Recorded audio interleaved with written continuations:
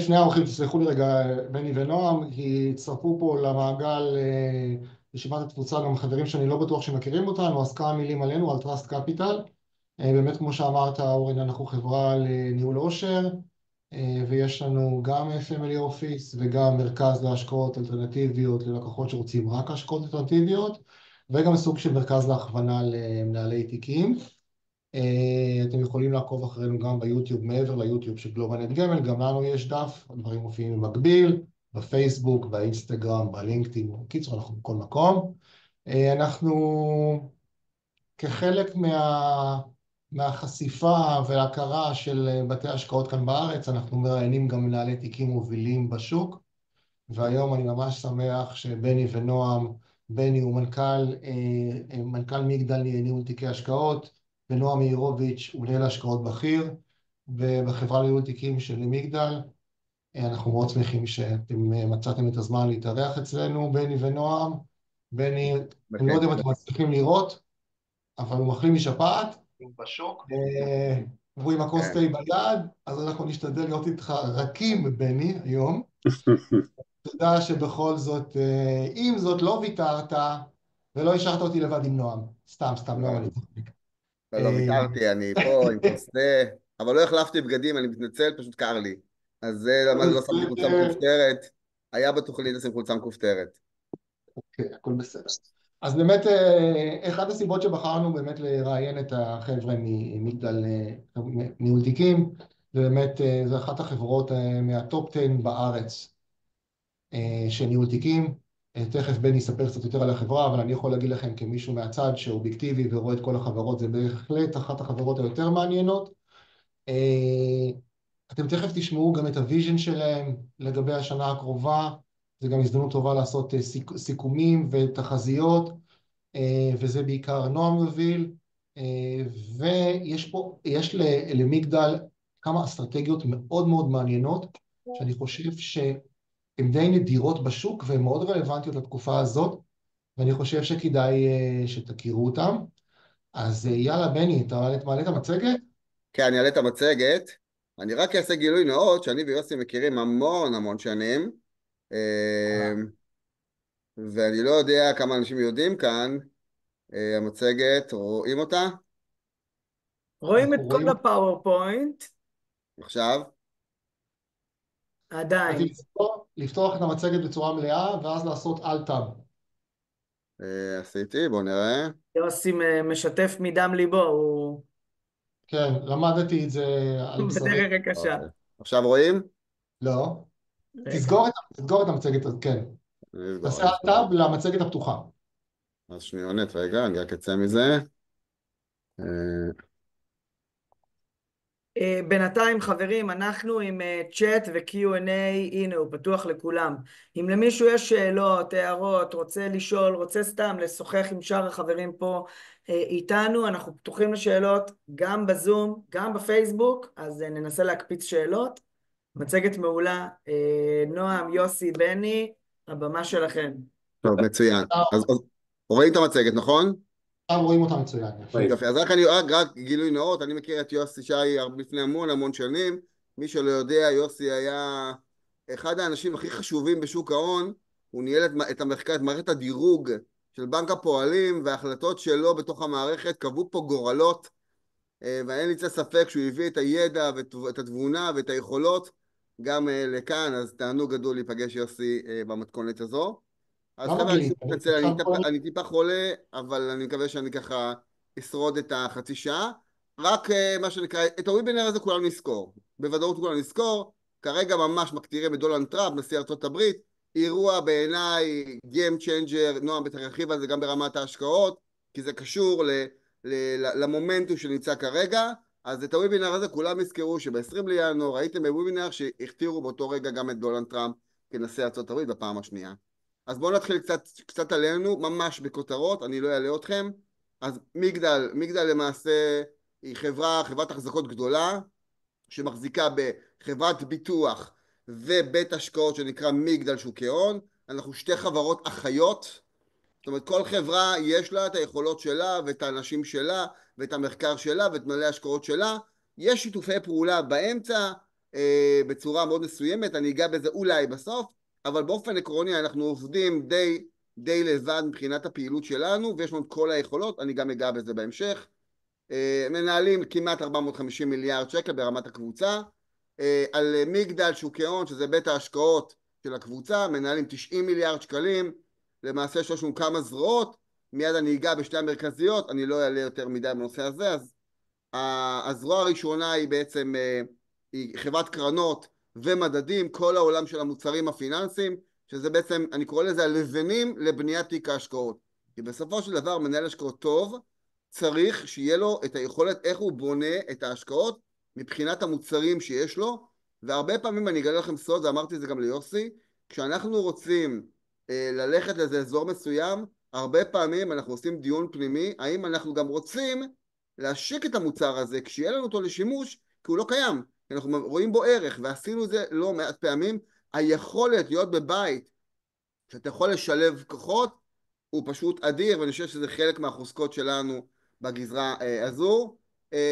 אז זה מה שדיברתי, מגדל ביטוח, מגדל שוקי הון, זאת חברת הקרנות, וזאת חברת ניהול תיקי השקעות, שלמעשה אנחנו נותנים מענה ללקוחות עושר, ללקוחות מוסדיים, לחברות, לגופים ממשלתיים, באמת יודעים לתת מענה לכל אחד מהגזרות, כמובן תחת מענה מאוד מדויק לצרכים של כל אחד ואחד. אנחנו מנהלים בדיוק את הסכום הזה בגלל שאנחנו נותנים בעצם מענה, ומיד תראו את זה גם איך אנחנו עושים את זה בצורה מיטבית לתפיסתי. כמובן, כמו שציינתי, בני, אני יכול לשאול יש לנו אותך? בתוך הבית מחלקת מחקר ואנליזה, מחלקת מקרו. דוקטור יוסי שווימר הוא הכלכלן הראשי בבית, מנהל המקרו, הוא גם שותף בפורום הכלכלנים שיושב עם הנגיד, אנחנו פוגשים את האוצר, אנחנו מדברים עם סוכנות הדירוג, אנחנו למעשה נמצאים כל הזמן בקשר עם הנגזרות שמשפיעים על שוק ההון, כדי בעצם להכניס את זה לתוך הדיונים והפורומים שלנו כדי לתת השקעות יותר מדויקות. הפלואו הזה הוא מאוד מאוד חשוב, ויש לנו את זה ברמת הבית, וזו נקודה שבעיניי סופר חשובה. יש לנו צוות שנקרא צוות מודלים, אני אתייחס לזה בסוף, רק בפאנץ' ותזכרו את השקף הזה. אנחנו לפני כמעט 9 שנים הבנו שכל מה שקשור למודלים ונגזרות של ההמשך של AI, יכולות, טכנולוגיה בניהול השקעות, זה חלק מהשינויים שאנחנו נראה בהמשך.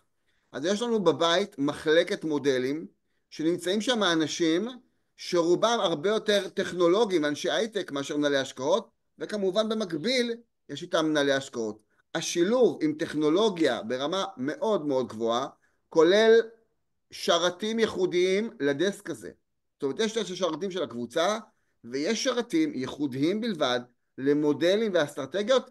זכרו את השקף הזה, אני אגע בזה בסוף, אבל זה עוד משהו שהוא קריטי, והוא נותן לנו הרבה מאוד פתרונות, שאנחנו מציעים בעצם ניהול תיקי השקעות, וכל מיני מגוון של פתרונות.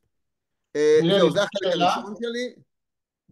אני מפה בעצם מעביר את השרביט לנועם. אתם שומעים אותי רגע שניכם? כן? כן. שומעים אותי? בהחלט. לפני נועם, ברשותך, שאלה, בני, לפני שאתה מעביר לנועם, לגבי הנושא של ניהול תיקים, כי שואלים אותנו די הרבה על הנושא הזה, איפה אתם עומדים ביחס למתחרים, ביחס לפוליסות חיסכון, ביחס לקרנות נאמנות? למה לקוח שמתלבט איפה להשקיע את הכסף, ישקיע דווקא בניהול תיקים? אחרי זה נגיע למי. זו שאלה מצוינת, ואנחנו מתמודדים בה, מה שנקרא, כל יום במשך כל הזמן. יש מגוון פתרונות של ניהול כסף. יש את מערכי הייעוץ, שאתה מכיר מצוין, שעשו פה מהלך של צמצום ונתן מענה כזה או אחר ללקוחות יותר גדולים, ונתן שם, הגזרה הזאת הצטמצמה. יש את העולם של הפוליסות חיסכון, יש את הגמל להשקעה, יש המון פתרונות, ויש כמובן ניהול תיקי השקעות. אני חושב שלכל אחד מהמוצרים האלה יש יתרונות. אני חושב שהיתרון הגדול של ניהול תיקי השקעות זה ביכולת של הלקוח לדייק את המוצר שהוא רוצה. ואני ארחיב על זה בהמשך, יוסי, שאני אציג את המוצרים, כי בסוף אני מבין שאם אתה הולך לפוליסת חיסכון במסלול כללי, שזה 50% מניות, 50% אג"ח, ואני אציע לך מוצר של 50-50, כנראה שאני אתקשה לתת שם פייט, מכל מיני אלמנטים שאני לא אגע בהם כרגע. אבל אם אתה תרצה פתרון להשקעה בחו"ל, אתה תרצה להשקיע את הכסף הזה אך ורק בחו"ל, וגם שהכסף יישב בחו"ל, בבנקים זרים. זה פוליסת חיסכון לא יודעת לעשות. ראינו את זה בעיקר ברפורמה שהייתה ב-23, שהיה חשש מאוד גדול שהרבה מאוד לקוחות שחששו בלהשאיר את הכספים פה בארץ, וחלקם העבירו את הכספים לבנקים זרים, או חיפשו פתרונות בהשקעות בחו"ל. עכשיו, גם הפתרונות, נניח שיש בפוליסות, הם מאוד מצומצמים. אצלנו אתה יכול לקבל איזה רמת סיכון שאתה רוצה, כי אני תופר לך טיילומייד. אז אני חושב שהתאמה ללקוח בגזרת ניהול תיקי השקעות, היא הרבה יותר רלוונטית מאשר איזשהו מוצר גנרי, שבוא תראה לאיזה מוצר אתה מתחבר. ולכן אני חושב שיש מקום גם למוצר הזה, מי שמחפש את המוצרים הפשוטים, אבל מי שמחפש את המוצרים היותר מעניינים, או מחפש פתרונות שהוא לא מקבל אותם, אני חושב שעולם ניהול תיקי השקעות נותן לו בעצם מענה, ולא דיברתי בכלל על הגורם שמלווה אותו כל הזמן. כי בסוף שיש לך פוליסת חיסכון, אתה רק רואה את התשואה וזה נגמר הסיפור. פה אתה מקבל מנהל השקעות שהוא בקשר איתך, הוא יושב איתך על התיק, הוא נפגע, בדיוק כמו היועץ בבנק, שיושב וקורא לך לשיחה, ואנחנו יושבים ומנתחים את התיק ועושים ועדות ומזמנים. אני חושב שהתפירה פה היא יותר טיילור-מייד במקומות מסוימים, ואני חושב שפה היתרון, אבל יש מקום לשני המוצרים. כמי שמכיר כמעט את כל השוק, זה אולי המקום לציין שבמגדל יש אפשרות לנהל תיקי חו"ל בסכומים יחסית קטנים. זה משהו שהוא לא קיים בהרבה מקומות בשוק, ובדרך כלל מתחילים של $1,000,000 ומעלה, וכאן באמת יש אפשרות לנהל תיקים קטנים, אבל אולי ניגע בזה בהמשך. אוקיי. נועם, נעבור לחלק המקצועי? כן, כן, בהחלט. ערב טוב. בני, אני אעזר בשירותיך הטכניים. אז בעצם, קודם כל, אולי במילה קטנה של צניעות, תראו, צריך לקחת בחשבון, לכל אחד יש דעה, וזה בסדר גמור. הדברים שאנחנו מציגים כאן סך הכל היום די משקפים את דעתנו כמובן. הדברים האלה גם כמובן משתנים מעת לעת, מה שנכון היום, הערב, יכול מאוד להשתנות בעוד שבוע ובעוד חודש, ואנחנו במידה מסוימת מנסים, איך אומרים, לראות מה מרב הסיכויים, מה סביר מאוד להניח שיקרה, על סמך הניסיון שהצטבר, ועל סמך מה שקורה בעצם בשוק, איפה אנחנו עומדים. כי אותה מניה יכולה להיות ביום אחד מתומחרת בשיעור אחד, ביום אחר בשיעור אחר, השווקים יכולים להיות בנקודות זמן מסוימות שונים לחלוטין. ראינו את זה אגב בשוק המקומי פה בישראל, שבמשך לפני 3-4 חודשים בעצם היינו במקום אחר לחלוטין בשוק המניות המקומי, והשוק הזה עשה מהלך מטורף, כולל החודש הזה מתחילת החודש, שקצת בלשון המעטה במידה מסוימת של צניעות, קצת היה קשה לדבר על המהלך הזה מראש, בזמן שהתותחים רעמו מה שנקרא.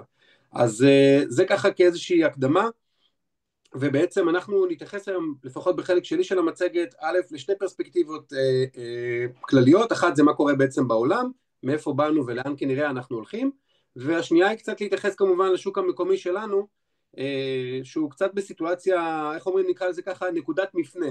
יכול להיות בהמשך הדרך מאוד מאוד טוב, יכול להיות גם פחות, צריך לקחת את זה בחשבון, וחשוב להסתכל על זה בצורה מאוזנת, כלומר בשקולה, לא לבוא עם משקע רגשי, לטוב ולרע, לא בעודף אופטימיות ולא בעודף פסימיות. אז ברשותכם אני אכנס לנתונים. אז בעצם אנחנו רואים פה מהלך, יש פה 3 גרפים שמתייחסים קצת לפרקי זמן הארוכים, כן? אנחנו מדברים פה על מגמות ארוכות טווח, ובעצם אנחנו בסיטואציה שבכל העולם ובפרט גם בישראל, יש ירידה בשנים האחרונות, ירידה גורפת, אפשר לקרוא לזה כמגמה ברמת האינפלציה, יש לנו גם מצד שני סטגנציה, קיפאון בצמיחה העולמית, ולפיכך גם די שיעורי האבטלה פחות או יותר די קבועים בגדול, כלומר בשנים האחרונות בוודאי, ב5 שנים האחרונות, אירופה אחרי משבר החובות, ארצות הברית אחרי משבר הסאב פריים, עוד לפניו, ורואים איזה במפ כזה, אם אתם רואים על הגרף, ב-2020 עם הקורונה, ובעצם לאחר מכן המלחמה גם באוקראינה, בין רוסיה לאוקראינה, ושיבוש שרשראות האספקה, אז אנחנו רואים את הבמפ הזה באינפלציה כלפי מעלה, וגם בצמיחה בעצם, ביציאה, בקורונה זה היציאה מהצמיחה, ולאחר מכן גם העלייה באינפלציה, ובעצם אנחנו באיזשהו מצב של התכנסות לתוך ממוצע ארוך טווח, כשצריך להזכיר, כן, לא מדברים על זה אולי עכשיו, כי זה פחות כבר נושא, כאילו, פחות על השולחן, אבל בעצם בשנים עברו שלפני הקורונה, דובר על מגמות עולמיות, שהיו בעצם 2 עיקריות. אחד, זה עלייה בתוחלת החיים העולמית, והירידה בשיעור הפריון הממוצע בכלל העולם, במיוחד בעולם המערבי, כלומר כמות האוכלוסייה בעולם סך הכל גדלה, אבל בקצב הולך ופוחת מצד אחד, ומצד שני הייתה לנו מגמה סינית עולמית של ייצוא דיפלציה, כלומר סין בזכות המוצרים הזולים שלה בעצם גרמה לכך ששיעורי האינפלציה נותרו נמוכים בכל מקום בעולם, מכיוון שסין ייצאה לעולם מוצרים שנצרכו במחירים נמוכים באופן יחסי מהשווקים המקומיים, עם המחיר של זה כמובן, ובעצם ייצאה דיפלציה לעולם. אם נתקדם לשקף הבא, אז נראה בעצם איפה אנחנו עומדים כרגע, מה בעצם להערכתנו הוא הפוקוס של הסיכון כיום שקיים בארצות הברית. צריך לזכור, שווקי ההון בארצות הברית, בניגוד לנעשה פה בישראל בשנתיים האחרונות במצרפי, עלו בצורה משמעותית, בצורה יוצאת דופן, דברים שמאוד היה קשה לראות אותם, צריך לשים את הדברים בפרופורציה, ממוצע תשואה רב שנתי ב-S&P הוא כ10%, וקיבלנו פה שנתיים שכל אחת מהן הייתה מעל 20% ב-S&P, ובנסדק בכלל טריטוריה אחרת. אז צריך מאוד מאוד להיות מפוקחים, זה בטח ובטח, ההסתברות שהאירוע הזה יחזור על עצמו בהמשך הולכת ופוחתת, זה לא בלתי אפשרי, אבל זה הולך ופוחת. הסיכון, אם אני מתייחס לגרפים שמוצגים פה, הסיכון העיקרי הוא בעצם החוב בארצות הברית, הוא פחות, שוב, גם זה דיון בפני עצמו, עד כמה החוב הזה משמעותי, מה המשמעות שלו, מאיפה באנו, לאן אנחנו הולכים בעצם, אבל זה לדעתי הנושא שילווה אותנו בשנה הקרובה, כאיזשהו גורם סיכון עיקרי ברמה הכלכלית, אני לא מדבר ברמה הגיאופוליטית, אני מדבר כרגע רק ברמה הכלכלית, בעצם בשנים האחרונות, גם כתוצאה מ-2008 ואחר כך ל-2020, כמות החוב המצרפי בארצות הברית גדלה בצורה אקספוננציאלית, אין דרך אחרת להציג את זה, הממשל שם לווה כספים בהיקפים גדולים, השוק הפרטי לווה כספים בהיקפים גדולים, בטח ובטח על רקע ריביות אפסיות, ובעצם נותרנו עכשיו עם כיף חוב מאוד מאוד גדול שהאינפלציה היום היא הולכת ועולה, והריבית שהולכת איתה גם עלתה, ולכן גם כרגע, לפחות להמשך הדרך, יכול להיות, שוב אני אומר, צריך מאוד בזהירות, יכול להיות שהדבר הזה קצת יעורר מהמורות בדרך, בגלל עלות הריבית שעלתה, עלות החוב עצמו,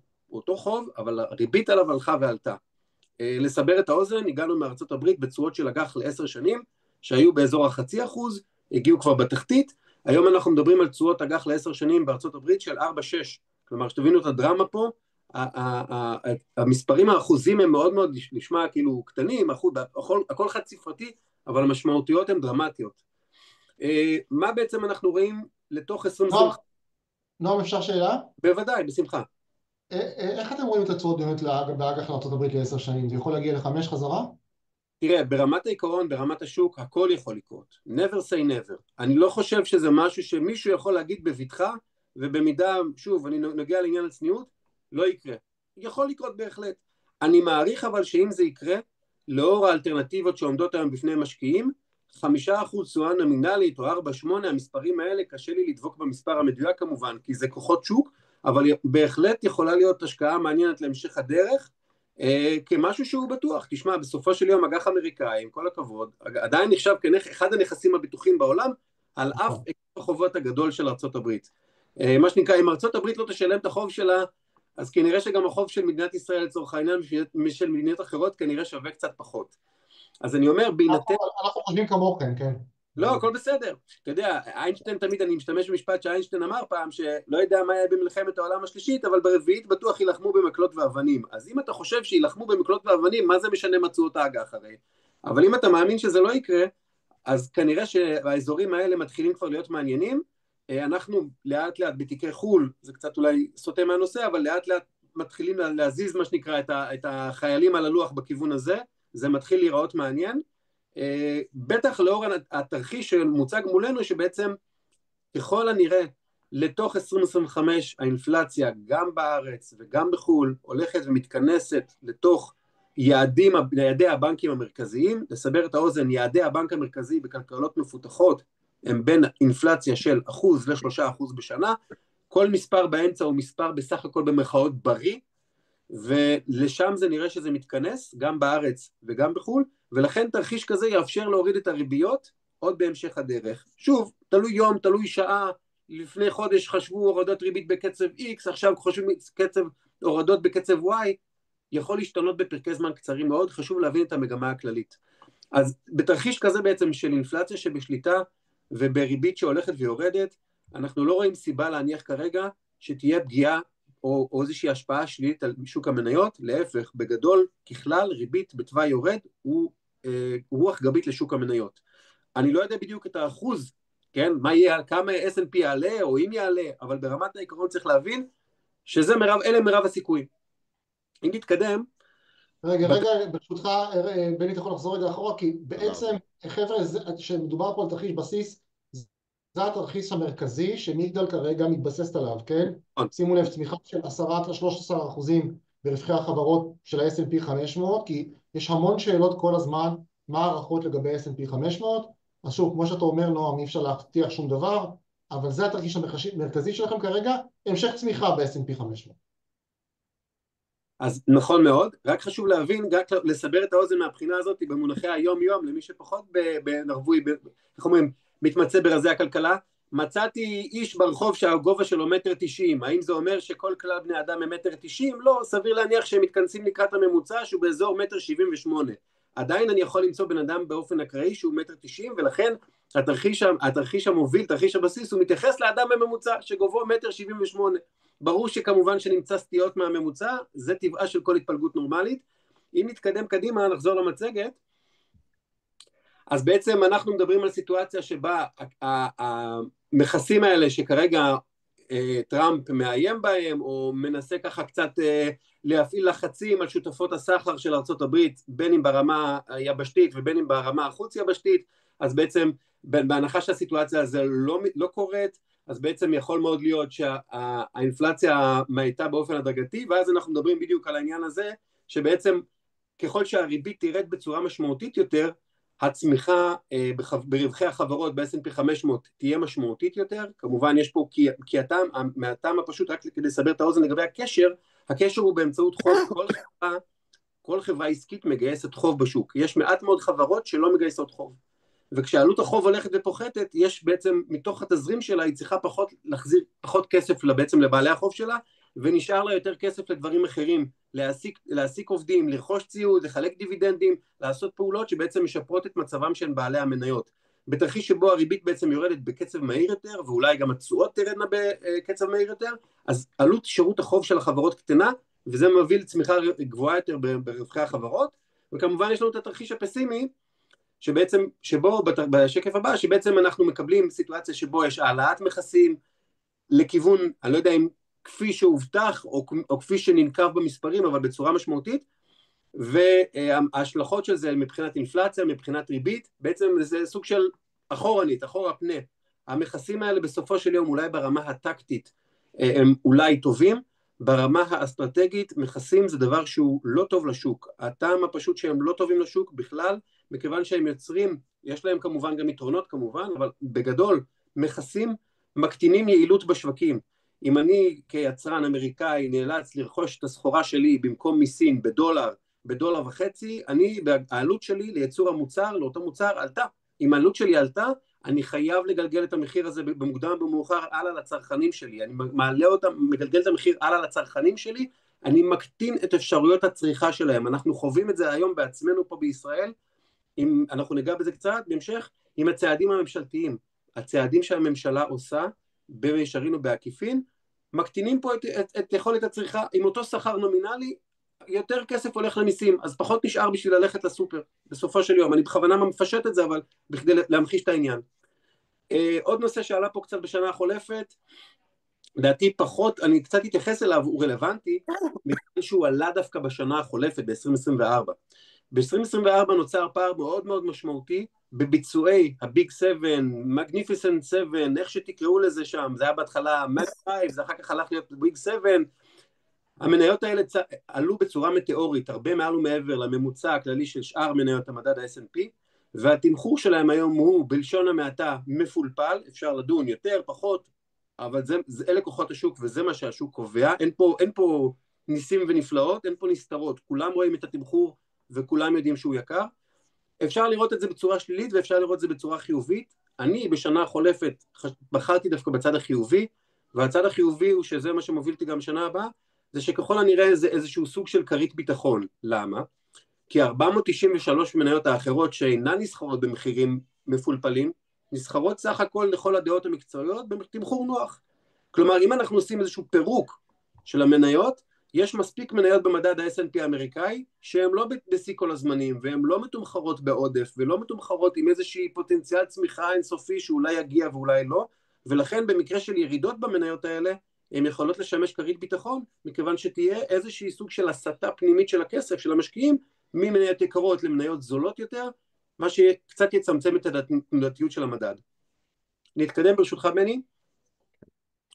קצת אל ישראל, מטבע הדברים, לא צריך להיות גאון פיננסי בכדי להבין שהמלחמה הזאת היא קצת גוררת אותנו קצת אחורה. המשק הישראלי נמצא מתחת לפוטנציאל הצמיחה שלו, מתחת לפוטנציאל התוצר שלו. הצמיחה בישראל השנה הייתה אפסית, כפועל יוצא של המלחמה.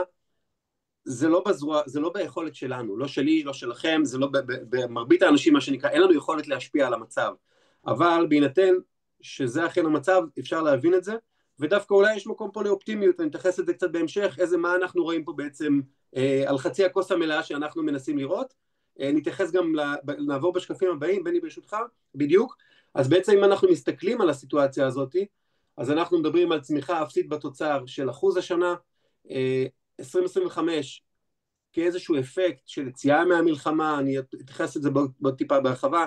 אנחנו רואים במקביל לשאר החזאים בשוק צמיחה. אפשר לציין שדווקא בנק ישראל הוא האופטימי יותר בצמיחה, וחזאי שוק ההון ככלל הם פסימיים יותר ונותנים יותר לשמרנות לגבי הצמיחה שלאחר המלחמה ב-2025. שוב, הכל כאשר כאמור, ככל שהמלחמה הזאת תסתיים, אם היא לא תסתיים, יכולות להיות תוצאות אחרות, תהיה לזה השפעה כלכלית ללא ספק. האינפלציה, רק במילה אחת, אני יכול להתייחס פה לאינפלציה, כי זה נושא שעלה פה לא מעט, גם בחדשות. זה נושא שהוא חם, והוא נוגע לכיס של כולנו. אני רק רוצה לומר בדבר אחד, שהחזאים, אני פחות ארחיב, כי יש ממש התייחסות שלמה למה החזאים רואים מולם, אבל בעצם לתוך 12 חודשים הקרובים, אנחנו רואים התמתנות באינפלציה. בסדר? כלומר, חשוב להבין, כרגע האינפלציה, הקצב השנתי עומד על כ-3.7, ככל שאנחנו מתקדמים לשנים, על החודשים, חודש ינואר יהיה מדד גבוה יחסית, צפוי להיות כ0.5%, כתוצאה מהשפעת כל צעדי הממשלה והנגזרות שלהם להמשך הדרך. דיברנו על עליית מחירים, אבל בהמשך הדרך, יש פה פילוסופיה שלמה מאחורי זה, אבל חשוב רק להדגיש, שככל הנראה, התרחיש המוביל הוא ירידה של האינפלציה לאזור 2.6, זה לא 0, אבל זה נראה שהרעש הגדול של האינפלציה נכון לרגע זה, גם בישראל פה מאחורינו. גם לגבי הגירעון, צריך להבין, הגירעון הזה מתומחר כבר, הוא נמצא בשוק, זה לא איזשהו משהו שמפתיע, על בסיס ההנחות כרגע שקיימות, לתוך תקציב 2025. עוד משפט קטן לגבי דירוג האשראי של ישראל, צריך להבין בהקשר הזה של גירעון, שזה ייקח זמן. כלומר, זה לא דבר שבין לילה פתאום, גם אם המלחמה מסתיימת, פתאום הדירוג שלנו בכל מקום, פתאום בין לילה ישתפר ויהיה, איך אומרים, ויחזור למצב ערב המלחמה, או אפילו מלפני שנתיים. בני, ברשותך נתקדם. מה אנחנו בעצם רואים מולנו? אנחנו רואים סיטואציה של בעצם כניסת כספים היום מאוד חזקה. חשוב להבין, הכסף הזה שנוצר פה בשנה החולפת, כתוצאה מהגדלת תקציב ממשלתי, כסף שנכנס גם לכיסיהם של האזרחים בצורה כזו או אחרת, גם מגיע לשוק ההון. אנשים לא הצליחו בעצם לצרוך את כל הכסף הזה שהתקבל אצלם. בסך הכל גם חשוב להסתכל בחצי הכוס המלאה גם בסיטואציה שלנו. מרבית הכלכלה פה המשיכה לתפקד בשנה הזו, וחייבים להתייחס את זה כאיזושהי, מכיוון שלצערנו, כן, מדינת גדרה עד חדרה המשיכה בסך הכל לעבוד, וזה משהו שמאוד מאוד עזר לנו ברמה הכלכלית להמשיך לתפקד, ברמת המדינה כולה. לכן זה לא מפתיע שהרבה מאוד כסף נשאר בכיסי האזרחים, ולכן אנחנו רואים סיטואציה שבה הכסף היום, אתם רואים, דיברנו על זה קצת בהתייחס של הבורסה, שעלתה מאוד משמעותית בחודשים האחרונים, כסף נכנס לבורסה המקומית, בעיקר כרגע משקיעים ישראלים, אבל בהמשך הדרך ייתכן מאוד שגם יותר ויותר משקיעים זרים יחזרו לכאן. אנחנו רואים את הצמיחה שמשתפרת לאט לקראת אחרי המלחמה, והתמחור באופן יחסי של השוק הישראלי, חייבים להודות, התמחור יחסית נוח. אז בעצם יש פה התייחסות, בעצם מה רואים לנגד עינינו? אנחנו ניקח בסך הכל, אתם רואים פה את הגרפים הכתומים, שבסך הכל רוב הזמן, איך הבורסה כאן הגיבה אחרי המלחמה, אז אתם רואים סיטואציה בעצם של צמיחה, עלייה מאוד יפה בשווקי המניות, 12 חודשים לאחר סיום מלחמה. אז אני יודע, זה מוקדם להכריז על סיום המלחמה, וזה לא בהכרח מה שיקרה, אבל חשוב להבין, אין ספק שכשמלחמות מסתיימות, הבורסה עולה. זה התרחיש המוביל, וצריך לקחת את זה בחשבון, כל אחד לפי ניהול הסיכונים שלו, איפה הוא רוצה לשים את הכסף שלו, בורסות בארץ, בורסות במקומות אחרים בעולם, אבל בסך הכל, כשרמת חוסר הוודאות יורדת, המשקיעים מגיבים, ומגיבים בחיוב במקרה הזה. וזה למרות שהבורסה השנה שברה שיאים? כן, אבל טוב שאתה שואל אותי, כי זה גם משהו שקצת מייצר בלבול. מה זה בעצם שוברת שיאים? חשוב להבין, יש לי נכס שבגדול אמור להתקדם בממוצע כ10% בשנה. למה? כי החברות מרוויחות כסף, הפעילות הכלכלית ממשיכה, כל חברה היא בעצם, אני מסתכל על זה באגרגציה מלמעלה, כן? בגדול, ממעוף ציפור, עסקים פה מרוויחים כסף, בנקים המשיכו להרוויח כסף, חברות ביטוח המשיכו להרוויח כסף, הכסף הזה לא נעלם לשום מקום מבחינת שווי המניה עצמה, אין קשר בהכרח ישיר, אבל כן יש מתאם חיובי, כלומר חברה שמרוויחה לאורך זמן כסף, מחיר המניה שלה גם משקף את זה, ולהפך. מה שקרה פה בעצם נוצר איזשהו גאפ, כמו רוגטקה כזו שנמתחה, מתחת את התקפיץ הזה ולא שחררת אותו, והוא היה מאוד מאוד מתוח. מה המתח פה? הפער שנוצר בין הכסף שבעצם, השווי העסקי של הפירמות, לבין מחירן בבורסה. אז מה שראית פה תגובה כמו איזה קפיץ שנמתח, ובעצם בבת אחת התכווץ חזרה, וראינו את זה פה בבורסה, זה בהחלט הגיוני שהבורסה פה תהיה בשיא כל הזמנים, קצת לשפוך מים על השמחה, צריך להסתכל על זה במונחים של 2 אחרונות, או 3 שנים, ותקופה ארוכה יותר, יש עוד לאן לעלות, זה שהשיא הוא שיא נומינלי, זה טבעי, ברור, אם 10% בשנה אמור להתקדם, אז כל שנה אנחנו אמורים לשבור שיא ב10%, זה הגיוני לחלוטין, רק שבבורסה זה לא תמיד עובד ככה, אבל חשוב להבין את זה, זה לא בהכרח סממן שלילי או מפחיד, או איזה משהו שאמור לגרום לאנשים להניע אותם מלהשקיע בבורסה המקומית, צריך להסתכל פה על התמחור, ומה בעצם קורה קדימה, כי בורסה ושוק ההון זה עסק מתגלגל, עסק מתמשך, אף אחד לא בונה חברה בשביל לסגור אותה אחרי שנה, וגם העסקים שנמצאים בבורסה היום, מרביתם כבר נסחרים ונמצאים איתנו כבר עשרות שנים, אם היית מוכר אותם לפני 10 או 15 שנה, לצורך העניין, לא משנה, מניית בנק הפועלים, בסדר? מכרת אותה כי חשבת שהבנק עומד בפני הפסדים גדולים, ובבעיות כאלה ואחרות בפרקי זמן מסוימים. עשית, מקח טעות, מה לעשות? עובדתית, זה בדיוק העניין. אם אני חוזר קצת לפרמיית סיכון שלנו, אז אנחנו רואים בעצם שני היבטים, גם ראינו מקודם את הגרף בעצם שזו פרמיית הסיכון שלנו בעיניים בינלאומיות, כן? לא בעיניים ישראליות, בעצם מה מרווח אג"ח ממשלת ישראל ל10 שנים מול המקבילה האמריקאית, זה איזשהו סוג של מדד ייחוס מקובל בעולם, אתם רואים פה את הפרמיה שעלתה משמעותית בחודשי המלחמה, במיוחד בתחילתה, ובעצם לאט לאט שהיא מזדחלת כלפי מטה, וחוזרת לאיזשהו סוג של נורמל, אנחנו עדיין לא הגענו לסיטואציה של מאי 23, אבל עם קצת אופטימיות והתמדה אנחנו גם נגיע לשם, לא מחר, אבל זה יגיע. עוד אנחנו רואים את זה מכיוון אחר, רואים את זה פה בהשוואה קצת עולמית, איפה אנחנו, איך אומרים, מי השכנים שלנו, כן? אז הגרף הזה אמנם הוא תמונה סטטית, והוא לא תמונת וידאו, אבל אם הייתה לי תמונת וידאו כאלה, כמו שאוהבים לעשות באינטרנט, כל מיני גרפים שזזים, הייתם רואים שלאט לאט המיקום שלנו הולך ועולה בטבלה הזו, אנחנו היום מדורגים, יש פה איזשהו סוג של אנומליה שצריכה להיסגר, אם אנחנו נניח לצורך העניין מקבילים את עצמנו למדינות כמו צ'ילה, שמדורגת פחות או יותר כמותנו, שוב, על פי חלק מסולמות הדירוג, צ'ילה, לטביה, ערב הסעודית, אנחנו צריכים להיות במרווח, אם אתם רואים אותו היום, 132 basis points, 132 זה בעצם 1.32% במונחים מקובלים, הוא צריך להיות באזור 0.8, 0.9, זה מקום נורמלי יותר לפרמיית הסיכון שלנו, ואנחנו בדרך לשם, והמשמעות היא שבעצם תהיה הקלה בעלות החוב של כולנו בעצם, מה שיאפשר גם הורדת ריבית בהמשך הדרך גם בישראל. אני רואה כן, אנחנו חוזרים בעצם אליך, בני? רגע, אבל לפני זה אני לא אוותר לך שנייה. בשמחה. איזה סקטורים אתה חושב יהיו מעניינים ב-25?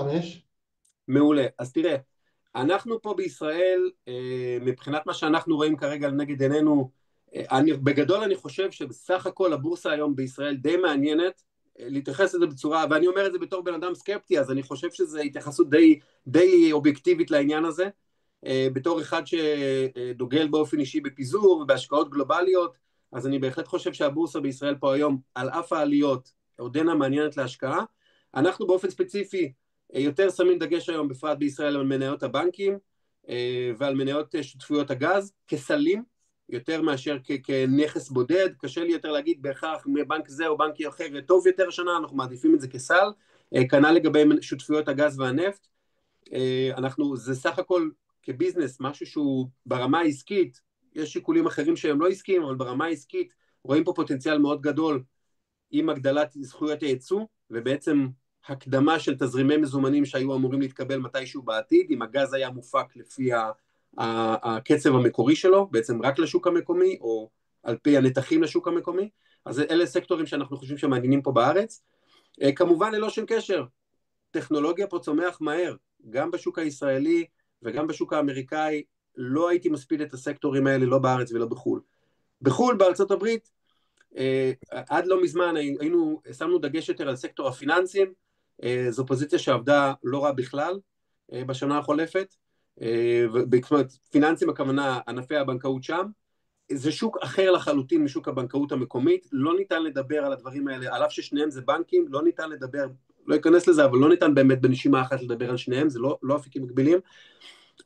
אבל אנחנו חושבים, יכול מאוד להיות, יש פה כתוצאה מהסקטור, מהתקופה האחרונה, מהתנודתיות שלה, עם בחירת טראמפ, עד להשבעה שלו היום, חלק מהסקטורים בארצות הברית נפגעו משמעותית, ביניהם גם סקטור לצורך העניין חברות התרופות, ונראה על פניו שהוא מתומחר כרגע בחסר, כלומר מתמחר איזושהי הזדמנות, בצדק. אגב, הם ירדו גם, החשש היה מוצדק.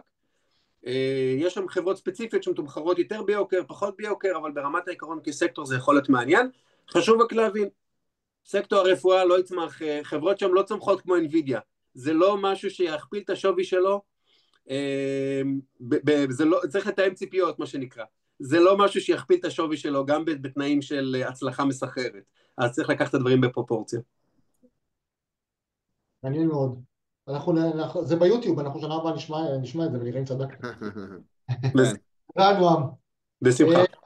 נמשיך לאסטרטגיות, בני. כן, אני רק גילוי נאות, אנחנו עשינו גם איזה וובינר שלנו בחברה לפני שבוע, שגם שם נועם דיבר, משהו פנימי שלנו, ושמנו גם את הוובינר של 24, ינואר 24, ושמנו אותו שם, אז אפשר גם לראות מה אמרנו ומה קרה לסקרנים. נו, מה, ספר שורה תחתונה.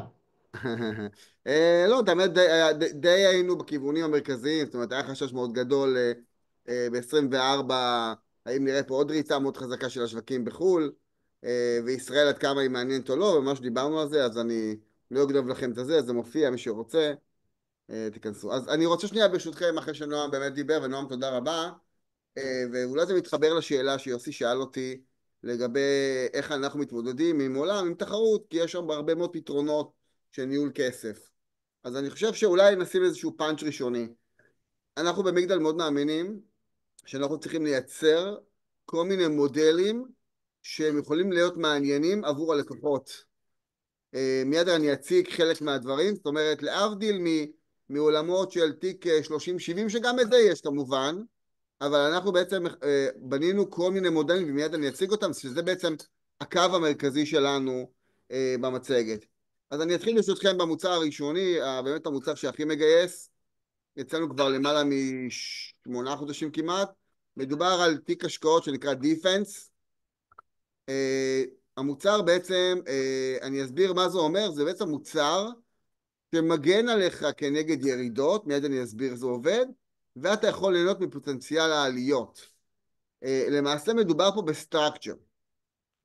בעצם אנחנו בונים סטרקצ'ר הסטרקצ'ר הזה הוא מכיל 5 מדדים, אפשר לראות פה חלק מהמדדים, כמובן אנחנו בוחרים כל פעם שאנחנו יוצאים מוצר, אנחנו בוחרים איזה מדדים אנחנו רוצים לשים, הוא יכול להשתנות, אבל בגדול אנחנו די מקפידים שיהיה ארצות הברית, יהיה ניקי ויהיה גם אירופה במשקולות הרלוונטיים, ולמעשה מה שאתם מקבלים, אתם מקבלים הגנה מלאה, זה אומר שאם נכנסתם למוצר, קיבלתם הגנה מלאה כנגד ירידות.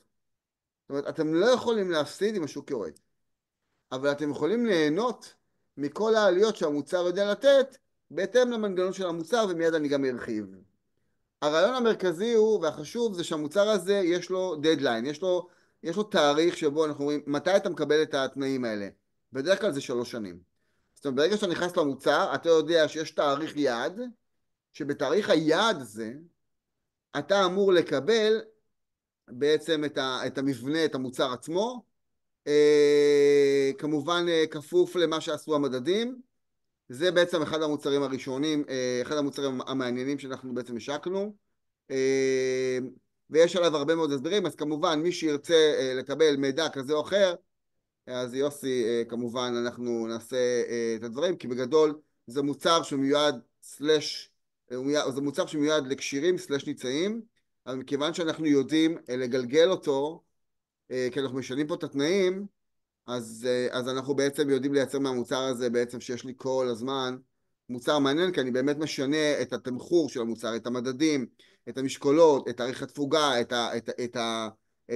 מה אני מתחייב, אם זה קפיטל גרנטי, כמה עליות, בעצם זה כל מיני שינויים שאנחנו יודעים לעשות אותם כדי להציע בעצם את המוצר הזה לקשירים, וכמובן יש לנו גם מחסנית של ניצאים.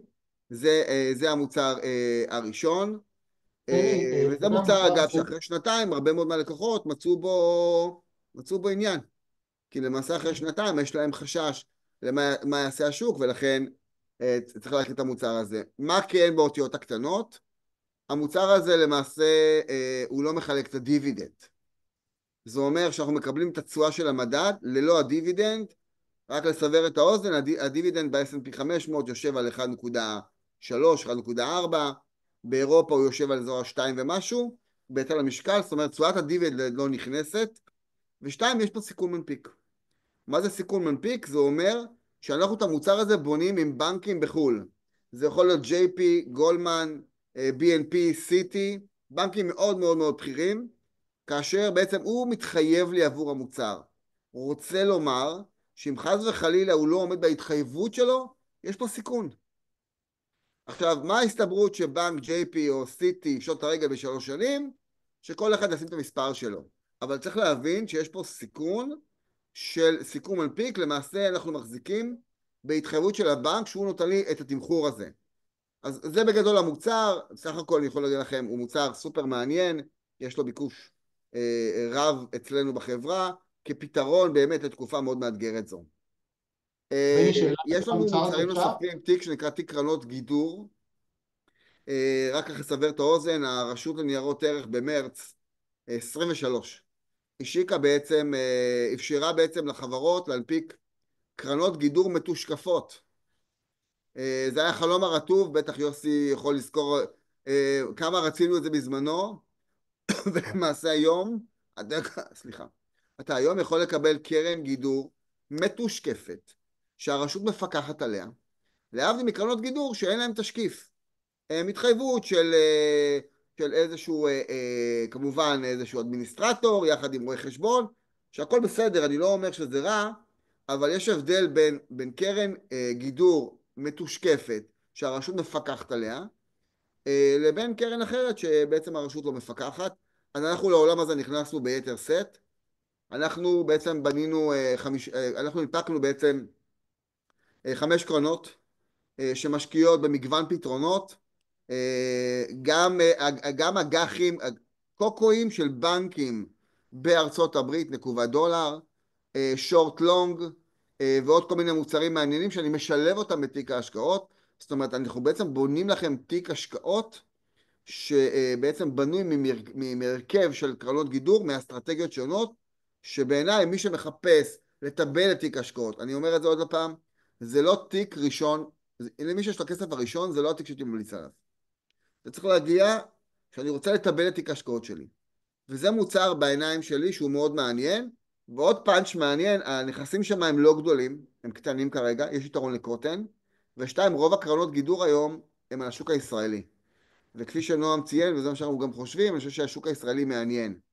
אז יש פה אולי הזדמנות מעניינת למטיבי לכת, תיק קרנות בגידור, נראה לי מוצר באמת מאוד מעניין למי שרוצה לטבל את תיק ההשקעות שלו בגזרה הזו. פה אפשר לראות את אסטרטגיית ההשקעה שאנחנו משתמשים. ואני מזכיר לכם שדיברתי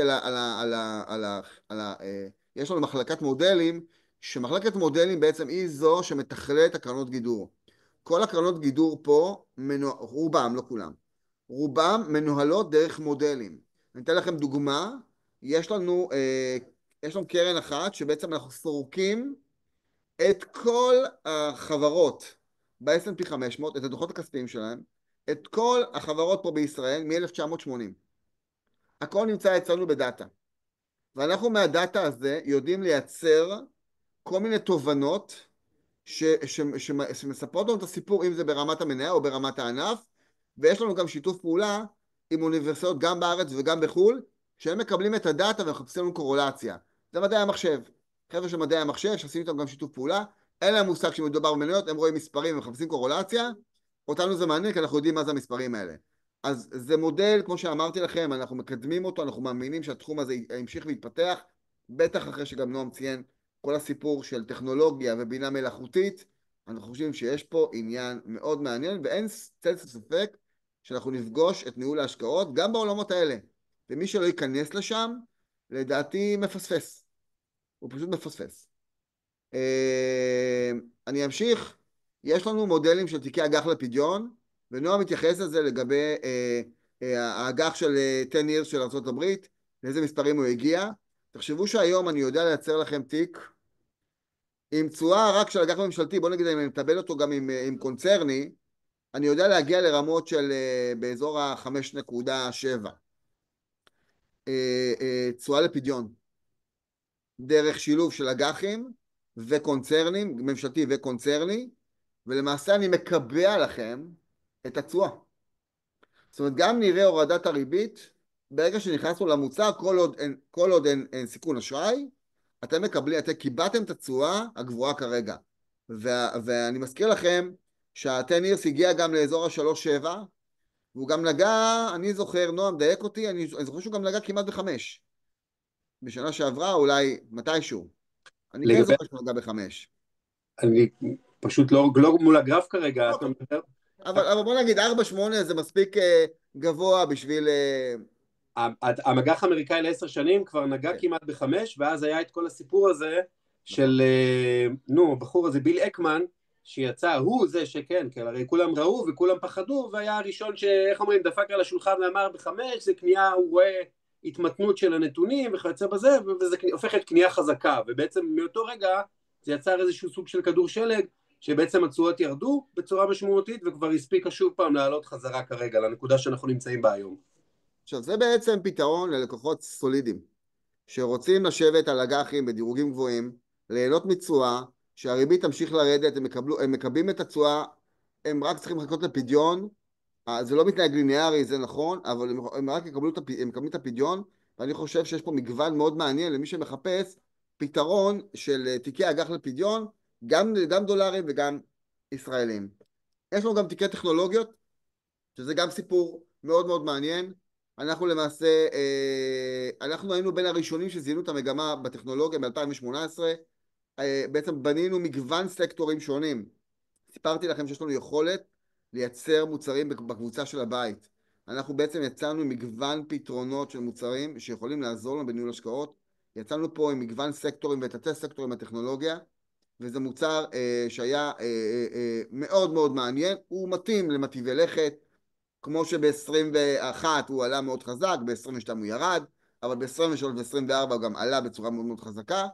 אבל זה עוד פתרון למי שאומר, אני רוצה להיות חשוף לשוק הטכנולוגיה, אני מאמין שיש פה מהפכה של טכנולוגיה, והיא תוביל אותנו. אז נכון, לא כל החברות ישרודנה במרוץ המטורף הזה, אבל יש את הגדולות, ונועם דיבר על זה, על הגדולות, ולכן יש פה תיק מאוד מאוד מעניין, שנקרא תיק טכנולוגיה, ובעצם יש את התיק האחרון, שזה תיק הזדמנויות ומודלים.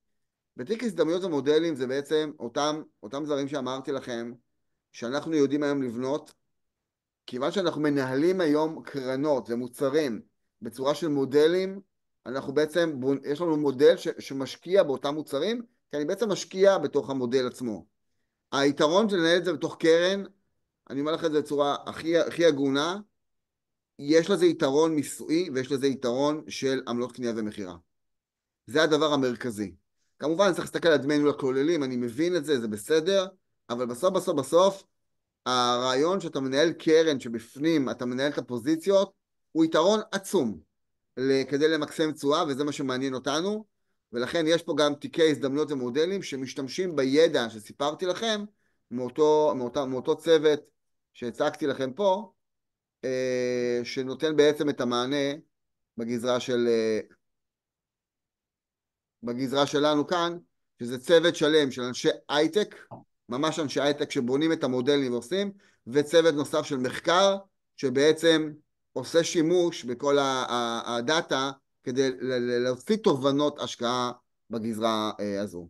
אז יוסי, אני חוזר לשאלה ששאלת אותי, בהשוואה מול המתחרים האחרים, אז אני חושב, יש פה גם את התיק האחרון, שהוא תיק דולרי, אני אגע בו בשנייה וחצי, אבל אני אסכם. תיקי חול. בתקופת הרפורמה, ב-23, ראינו ריצה מטורפת של הרבה מאוד גופים, הרבה מאוד לקוחות שרצו להוציא את הכספים לחול. אני לא נכנס למה, ואני חושב שזה לא, אנחנו בעצם מציעים פתרונות, וראינו פה נהירה מאוד מאוד גדולה. אנשים שאמרו, אני לא רוצה להשקיע בשוק הישראלי, אנשים אמרו, אני לא רוצה שהכסף יישב בבנק בישראל. זה היה אפילו ברמות האלה, וכמו שיוסי ציין, אנחנו בעצם אפשרנו, קודם כל יש לנו דסק חול שמנהל פוזיציות בחול, אנחנו מנהלים שם מעל 1.5 מיליארד שקל רק בחול, שני אנשים שמחראים על דסק חול, זה מה שהם עושים, ושתיים, אנחנו יודעים לנהל את זה גם בבנקים בישראל וגם בבנקים בחול, כולל פתרונות לסכומים קטנים מתחת ל$1,000,000, כדי לתת לכם גם את הפתרון, ולמעשה גם בגזרה הזאת, בהשוואה למוצרים אחרים, אנחנו יודעים להתאים את המוצרי ההשקעה שלנו לצרכים שלכם. אני חושב שזה הסיפור המרכזי. ואם אני אוסיף לזה בסוף, שמלווה אתכם גם מנהל השקעות מקל, שהוא מטפל בכם, ועובר איתכם על התיק, ולמה הוא עלה, ולמה הוא ירד, אם רוצים לעשות שינויים, אז עושים את השינויים, יש פה יתרון בעיניים שלי למוצר שהוא יותר tailor-made, עם ניהול ממש צמוד, ובהשוואה למוצרים אחרים, ששם זה בעצם מודלים, עם כל היתרונות והחסרונות של הדברים. יוסי, אני אז יש בגלל פה, שאלות, אני אשמח. בני, אתה איתי? כן. יש פה כמה שאלות ששאלו על הנושא הזה, כן. כבר ענית, אבל הנושא של כמה זה עולה, מה דמי הניהול בתיק הזה? אוקיי. אז תיקי חול בגדול זה דמי ניהול של סדר גודל של 0.8 סדר גודל, זה המספר בתיקי חול. כל מוצר יש לו את הסיפור שלו, בתיקי דיפנס זה מוצר מאוד יקר יחסית, דמי הניהול שם מגיעים ל1.2%, 1.3% פלוס מע"מ, זה מוצר יחסית יקר, גם לבנות אותו הוא יקר. תיקי אג"ח לפדיון זה באזור ה-0.7, תיקי טכנולוגיה זה באזור ה-0.9. עוד פעם, בסוף אם אני נותן טווח ככה שיהיה לכם לסבר את האוזן, אז כל המסלולים הפשוטים יותר כמו אג"ח לפדיון שבגדול זה מוצר יחסית קל חוץ מהגלגול, אז שמה זה ברמות ה-0.7 עד 1.3% בתיקים מאוד מורכבים, כולל אגב הקרנות גידור, גם שמה זה 1.3 סדר גודל. אז זה הריינג' בין 0.7 ל-1.3, המוצרים המורכבים, קרנות גידור, דיפנס, הם המספרים הגבוהים, כל המוצרים הרגילים יחסית, תיקי חול, טכנולוגיה, הזדמנויות, מודלים באזור ה-0.9, ותיקי אג"ח הם באזור ה-0.7. אוקיי, עכשיו עוד שאלה, אני רואה שענית עליה פה, אני חושב, הנושא של מינימום הפקדה לתיקי חול זה 200,000 שקל, נכון? אז למה, לאיזה? לאיפה? לתיקי חול, מה המינימום להפקדה? לא, המינימום לתיקי חול הוא $200,000. 200,000 דולר, כתוב 200,000, לא כתוב 200,000 מה? לא, $200,000. באופן עקרוני, אנחנו עובדים, תראה, הבנקים הזרים מבקשים לפחות $1,000,000 לפתוח שם חשבון. וגם בתקופת הבלגן שהיה פה ב-23, הם הקפיצו את המספרים לאזור $2,000,000 ואפילו 3. נכון. אנחנו בעצם מצאנו פתרון גם לתיקים של $200,000-250,000, שזה סכומים יותר קטנים בהשוואה לפתרונות. אנחנו עושים את זה, אם זה חשוב, אם צריך שאני אפרט, אני יכול לפרט. אנחנו עושים את זה עם ברוקר, עם אינטראקטי ברוקר. זה ברוקר, זה לא בנק, צריך להכיר. העמלות שם הן מאוד מאוד מאוד זולות. בסוף אתם מחזיקים בסוף ניירות, אז הסיכון שם הוא נמוך, גם הכסף שעובר לחשבון בנק מגובה על ידי JP, אבל זה ברוקר, זאת אומרת, מי שרוצה לפתוח חשבון בחול ולנהל את הכספים ורוצה גם כרטיס אשראי, אז באינטראקטיב ברוקר זה לא מתאפשר. זה יכול להתאפשר בספרה או ב-UBS או כל שאר דברים אחרים, ששם הרף הוא מאוד מאוד גבוה. אוקיי, ועוד שאלה אחת רק בנושא הזה, האם הכסף מנוהל בתיק הבנק שלי? לא, הוא יוצא החוצה. תלוי איפה, בתיקי חו"ל. כן, לא, אם אתה רוצה להוציא את הכסף מחו"ל, אז ברור, הוא יוצא או לבנק זר או לאינטראקטיב. כל שאר המוצרים האחרים מנוהל בחשבון הבנק, יש לנו גם אתר פורטל אישי שכל לקוח יכול להיכנס, לראות את התשואה שלו בצורה מסודרת, עם ההרכבים, כמה עלה, כמה ירד, הדוחות. אנחנו עובדים בצורה מאוד יעילה, היום אנחנו בעולם של דיגיטציה, אז הכל היום מאוד פשוט וקל. טוב, חבר'ה, יש פה עוד כמה שאלות, אבל אנחנו לא נספיק, כי כבר הגענו לסוף הוובינר, אז חבר'ה, דברו איתי, מקסימום אני אחבר אתכם ונענה לכם. נועם, בני, המון המון תודה, היה תודה מאוד רבה. מעניין בעיניי. חבר'ה, זכיתם לחשיפה לראות מה מגדל חושבים, ואני חושב שהם ככה ממש העמיקו בכל נושא מקצועי, מה הוויז'ן שלהם, ואני חושב שהיה מאוד מאוד מעניין. ושוב, בני, תרגיש טוב, תה אקמול תודה. ולמיטה. תודה חבר'ה, שיהיה ערב טוב ושקט. תודה רבה לכולם, תודה רבה.